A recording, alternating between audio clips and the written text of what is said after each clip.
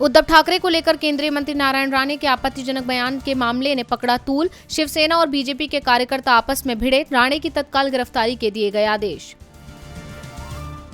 बंगाल की खाड़ी में महसूस किए गए भूकंप के झटके। दोपहर 12:35 पर आया भूकंप। रिक्टर स्केल पर 5.1 रही तीव्रता, नहीं हुई कोई हानि। भारत का रेस्क्यू ऑपरेशन जारी। काबुल से 78 और भारतीय को लाया गया भारत, जिनमें 25 भारतीय नागरिक तथा कई अफगान, सिख और हिंदू भी शामिल। विदेश मंत्री एस जयशंकर ने दी जानकारी। अफगानिस्तान से आई गुरु ग्रंथ साहिब की प्रतियों को केंद्रीय मंत्री ने किया रिसीव। हरदीप सिंह पुरी खुद पहुंचे एयरपोर्ट। केंद्रीय मंत्री ने गुरु ग्रंथ साहिब की प्रतियों को सिर पर रखकर किया रिसीव। महर्षि वाल्मीकि की तालिबान से तुलना पर बुरे फंसे शायर मुनव्वर राना। गुना में एफआईआर हुई दर्ज। आईपीसी की धारा 505(2) के साथ ही SC/ST एक्ट की धाराओं के तहत मामला किया गया दर्ज। गुजरात में झुग्गियों को लेकर सुप्रीम कोर्ट का बड़ा फैसला। सुप्रीम कोर्ट ने गुजरात में 5000 झुग्गियों को गिराए जाने पर दिया रोक का अंतरिम आदेश। मुख्य न्यायाधीश NV रमन की अध्यक्षता वाली खंडपीठ ने झुग्गियों को गिराए जाने पर लगाई रोक। सरकारी संपत्तियों में निजी क्षेत्र की भागीदारी योजना पर भड़की प्रियंका। कांग्रेस महासचिव ने रेलवे, राष्ट्रीय राजमार्गों जैसी कई सरकारी संपत्ति में निजी क्षेत्र को हिस्सेदारी बनाने की केंद्र सरकार की योजना पर की कड़ी आलोचना। कहा, यह सरकार देश की जनता की मेहनत से बनी करोड़ों की संपत्ति को अपने मित्रों को सौंप रही है। दिलीप घोष ने लिया यू टर्न। कहा, बंगाल विभाजन के पक्ष में नहीं। राज्य के उत्तर दक्षिण विभाजन पर टिप्पणी के लिए पार्टी के भीतर आलोचना किए जाने के कुछ ही घंटों बाद आई घोष की प्रतिक्रिया। पूर्व वित्त मंत्री अरुण जेटली की पुण्यतिथि आज। बीजेपी के अध्यक्ष जगत प्रकाश नड्डा ने स्वर्गीय अरुण जेटली की पुण्यतिथि पर उन्हें किया नमन। ट्वीट के जरिए दी श्रद्धांजलि। कांग्रेस में हर तरफ कलह। छत्तीसगढ़ की गुटबाजी सुलझाने के लिए सीएम बघेल और TS सिंहदेव से मिले राहुल गांधी। बता दें, दिसंबर 2018 में कांग्रेस की सरकार बनने के बाद से मुख्यमंत्री बघेल और स्वास्थ्य मंत्री सिंहदेव के बीच के रिश्ते नहीं रहे सहज। तालिबान संकट के बीच यूक्रेन के डेप्यूटी विदेश मंत्री का दावा।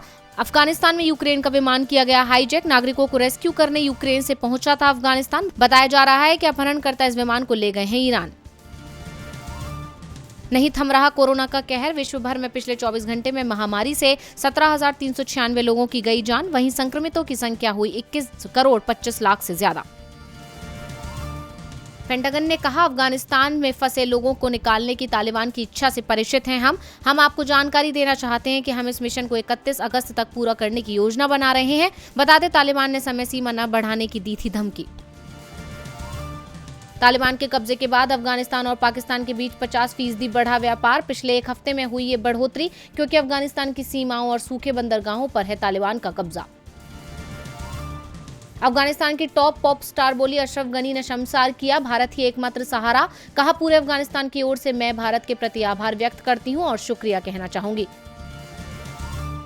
रिलायंस जियो ने दिल्ली सर्किल में छुआ 2 करोड़ ग्राहकों का आंकड़ा। इसी के साथ 2 करोड़ से अधिक ग्राहकों को जोड़ने वाली रिलायंस जियो बनी दिल्ली सर्किल की पहली कंपनी। भारतीय दूरसंचार विनियामक प्राधिकरण के हाल में जारी आंकड़ों में हुआ खुलासा। पोन्नियिन सेल्वन के सेट से ऐश्वर्या राय की फोटो हुई leak. Kanjeevaram sari heavy jewellery में महारानी की तरह दिखी ऐश्वर्या। तस्वीर सामने आते ही सोशल मीडिया पर हुई वायरल। रिपोर्ट के मुताबिक ऐश्वर्या फिल्म के एक स्पेशल गाने की कर रही हैं शूटिंग।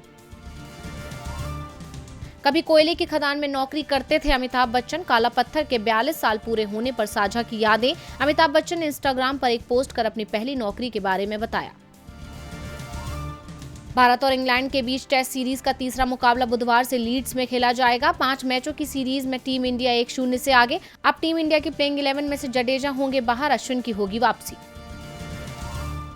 तेज गेंदबाज वुड तीसरे लीड्स टेस्ट से हुए बाहर। इंग्लैंड के तेज गेंदबाज अपने दाएं कंधे में लॉर्ड्स में दूसरे टेस्ट के दौरान लगी चोट के कारण भारत के खिलाफ लीड्स में होने वाले तीसरे टेस्ट मैच से हुए बाहर।